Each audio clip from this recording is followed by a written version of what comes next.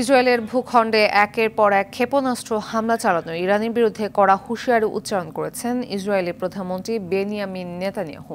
বলেন, ইরান বড় ভুল করে ফেলেছে, এজন্য চড়া মূল্য দিতে হবে। নেতানিয়াহুর হাতে হাত মিলিয়েছে বাইডেন। ইরানে হামলা হলে জবাবে বিধ্বংসী হামলা চালানোর হুমকি ইরানের প্রেসিডেন্ট পেজেশকিয়ানের। ফারুক হোসেনের রিপোর্ট।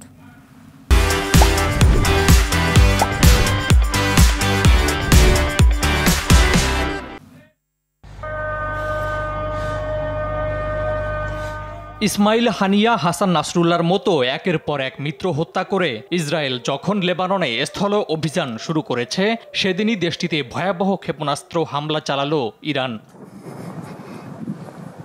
ইসরায়েলে ইরানের এ হামলায় ব্যাপক ক্ষয়ক্ষতির খবর পাওয়া গেছে। সকল ধরনের স্থাপনার সাথে বিধ্বস্ত হয়েছে বিমান ঘাঁটিও।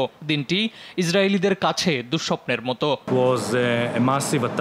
এটি ছিল রকেটের একটি বিশাল আক্রমণ। আমরা আশ্রয়কেন্দ্র থেকে বাইরে এসে দেখি বাড়িঘর সহ সমস্ত স্থাপনা ধসে গেছে, বিধ্বস্ত হয়েছে রেস্তোরাঁ, দোকান, সবকিছু এখানে ক্ষতিগ্রস্ত হয়েছে।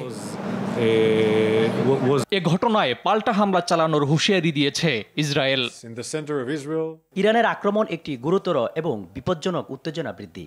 এর পরিণতি ভোগ করতে হবে। সরকারের নির্দেশনা অনুসারে আমরা যেখানেই যখনই যেভাবেই দরকার সেভাবেই সাড়া দেব। ইরানকে সমুচিত জবাব দিতে ইসরায়েলের হাতে হাত রেখেছে মার্কিন প্রশাসনও। আমরা স্পষ্ট বলেছি, ইরানকে এর পরিণতি ভোগ করতে হবে। হামলার প্রতিক্রিয়া ঠিক করতে আমরা ইসরায়েলের সাথে সমন্বয় করছি। হামলার পর ইসরায়েলকে ইরানের সাথে সংঘাতে না জড়ানোর হুঁশিয়ারি দিয়েছে দেশটির প্রেসিডেন্ট মাসুদ পেজেশকিয়ান। ইহুদিবাদী শাসকের আগ্রাসনের একটি নিষ্পত্তিমূলক জবাব দেয়া হলো। এই পদক্ষেপ ইরানের স্বার্থ ও নাগরিকদের রক্ষার জন্য ছিল। নেতানিয়াহুকে জানতে দিন যে ইরান যুদ্ধবাজ নয়, তবে যে কোনো হুমকির বিরুদ্ধে দৃঢ় অবস্থান রয়েছে। ফারুক হোসেন, RTV।